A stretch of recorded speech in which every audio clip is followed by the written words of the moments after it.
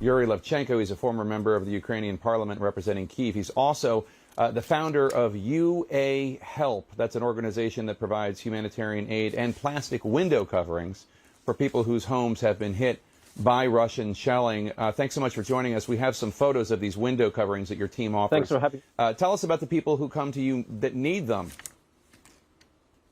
Well, basically what was happening was that Kyiv was being shelled and heavily bombed by the Russian forces in March, and this was happening across a couple of weeks.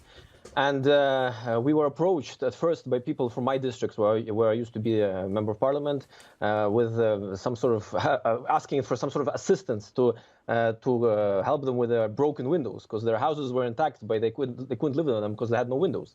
And that's how the idea came to us, to buy this plastic covering, this plastic sheeting en masse in large scale, and hand it out to people which have their windows broken out. And this started in my district and just in a couple of addresses, but then it branched over basically the whole of Kyiv, because unfortunately for about 2 weeks more, maybe more, like closer to 3 weeks, Kyiv was constantly bombed by rocket attacks, by artillery, by other forms of shelling by the Russian forces, and this resulted in hundreds of houses being well, not destroyed, but being severely damaged, and thousands of citizens of Kyiv losing their windows. So that's how our idea started, and we were the only ones doing it. And even it's a bit of a interesting story that even the local government, the municipal government of our mayor Klitschko, was actually giving our phone number to whoever approached them for this assistance.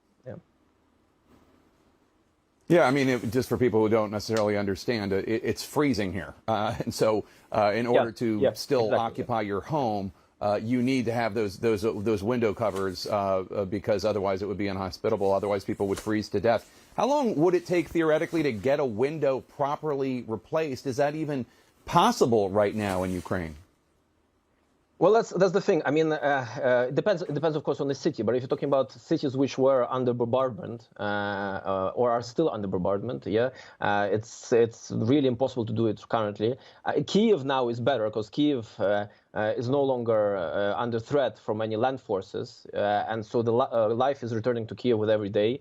And I mean, with every day, Kyiv is less and less beginning to resemble a town under siege, so to speak. It's more starting to resemble the way it usually looks.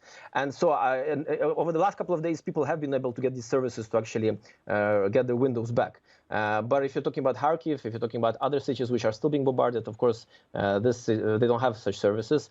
And if you're talking about Kyiv two weeks ago, of course, you didn't have such services either. And even now, I mean, it's still quite hard to get the relevant supplies and to get the relevant labor, because you have to remember that more than half of Kyiv's population was evacuated or left. Yeah. What other supplies do people tell you they need most right now? Food, diapers, medicine? Well, exactly. Yeah. So apart from, of course, so the window coverings is just one part of our work, and it was actually like a separate project. What is ongoing and what people need all the time, especially people which are let's say they're not less protected, people with smaller incomes, pensioners, handicapped people, and so on. People need food, medicine, supplies for children, and this is ongoing. We've been doing this from the beginning of March until now. This is never ending. So this is one part of our work, and the second part of our work is also helping our troops at the front. For example, we started with helping members of our party, because I'm head of our People's Power Party in Ukraine, and we started helping with members of our party which got mobilized to the armed forces. But then we decided to take a couple of separate brigades and help them. For example, the 43rd Artillery Brigade, which was really crucial in protecting Kyiv during the worst times, and now is crucial on the front.